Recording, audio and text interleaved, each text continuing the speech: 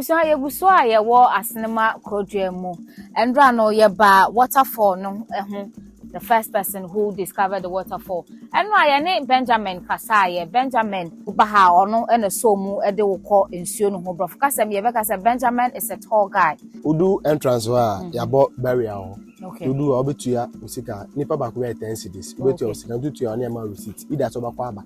Tutu ya baba pake okanoa. Na me malidu edo wako for in case of incasity. Now and a Benjamin of day. Benjamin is also a farmer. And see and ye guswa ye work road ye muide. Many Benjamin ever call a foam and there na ye hu senia or ye ni yo. And ye ba me two banche edia bro. So join me. Let's follow Benjamin to the farm and get to know more about Benjamin.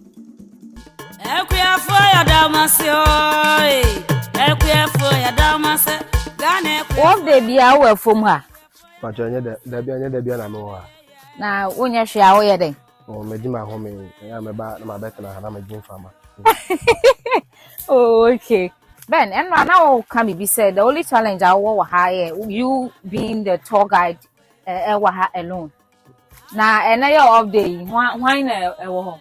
Oh, you do a receptionist in national Eboa. That mean near the research for number and I am calling a many more Eboama and Jumani. They do a meeting Eboa without uniform. Oh, okay. Hannah, ya obey you a home. I bet you Benjamin. Benjamin said this is one of his farms. Now, a farm ha me who say a dear body waha benkeni any adiade a benzo suetium waha. Let's say Benjamin ye a yipa. Rano benke any fine pa. Any no. Boy, bits me too. Now, when would you how many months and open the case here? And I'll say, you come market and say, you have 5 by look about putting your 50 cities, and they will a year. A year. Most. Yes. Most are favorite near the affair. And to when I just a braffy. So, how do you combine being a tour guide, ne a full moon, Yamaniame? Where anything? Bema, the next we are Jumaba. Yeah, we are crazy, dear. So yeah, Juma back. Oh yeah, Juma we now say for account. Send me a tour guide Monday to Friday. Na me yeah Juma. Saturday na Juma home. Yeah, my home na my me buy for more by yeah 1 or 2 do have to do my for say me go to be me go to be. I have anywhere from. Pacho Derby. I kakreni kesina kasa o echi wono. Wow. Na yes I hire banking fool. Charlie sorry. Na there. Me say me buy from. Yeah, go help banche. Hey, Nadia, me say me pay. Hey, Ben, that's what be at to two. Hanumono. And more Ben, I has and go for to. Yeah, to 2 toes. Pussy wa ha, Atantia wa ha, Ochin wa ha, Adwa wa ha. Wow. Mo be bre odi in so nintino. E mo ba. Ebe no ni ade. Oh, oba na obeji ni wo. Oh. Ebuso aye wo Asenema Waterfalls me ne Benjamin Etwinkomo Benjamin eye tour guide a osaye kwani enti ene ye no ewo na fuom ehwa ene ye koye basa no ai midi ye ne na afia osu da meka o se enkomodidi emu de o time echi ma metimi ede komoy ebrel eye the anmut ope the anmut ewo amanhia tobut ehonomo a ope ba bi ede aye office baby eton woniama o provisions any other official duties call the anmut omo number any etwa egu ewo screen so no enti Benjamin egu so ha we are on our way to the cassava farm enti Ben is here to tell us more and na ya be fom se me ka cho say ya be pon no na me de banchi ni bi be brew e wo fie edu awia no no le gu ya ni mu okay o banchi fo ye fe that's it. What started your office? Oh, by 1.5 years. Na sasa no ne kase to say. Ne kase no yeah by 1.5. 1.5 acres. Yeah, 1.5. Ni nyina ye banche. Me pacho ai. Hey, na ebi abode ye timi etubi. Pacho ai. Abopa. Hey, Ben, what my ro? Ben, what for me that one so after police yo. Just say banche no. Ebi kwa na metintin aye pe. Wow, you have a very nice cassava farm. Na Ben way. Wow. Babe tu banchi ni bi. Ben. Say no na me yen. No one on.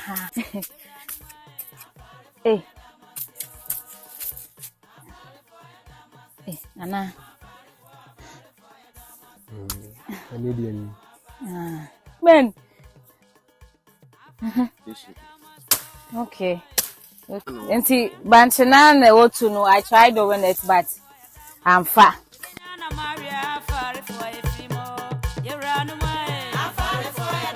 Benjamin, I said utu wa no betu utu adenti ya. Afamu ayede wa nya na sa ebibeka asase na ase. Hey. Ahoden fo abem. Wow. Mandi ufo na say I don't know what's wrong with me. Enti ebi akam ana say ne nyina say ne nyina na apie no. Ebi akam. Sa wo ho. Wo hwe ase wo ho se baby abu. Obi banchi bia. Obi wa akra o pese o to banchi bia o ton sack say. We no ye fufuo de. Fufuo de no pine no ye de pine na ehye. Pine na ehye ma no ye ma. Fufuo de na 1% de. E de o hu say we fufuo we de hu say we banchi kokko bi obehu bia fufuo na pesi. Oh, okay. Ebe nso ye fita ho a ono 6 months na ye otu betimi de fufuo betimi de aye banchi pesi. Ene we de ye de here gari we nso betimi de aye gari. I see. We no so 1 pine no ye share pine na 1.8. 1.8 cedis. Yes. And empesi de no so. No the same. No so the same thing. Enti say obi won cry na ope obanchi bia. E be dey. Be dey na yen sabeka. This mobile me me customers. Hey. You say me brand ambassador for this cassava.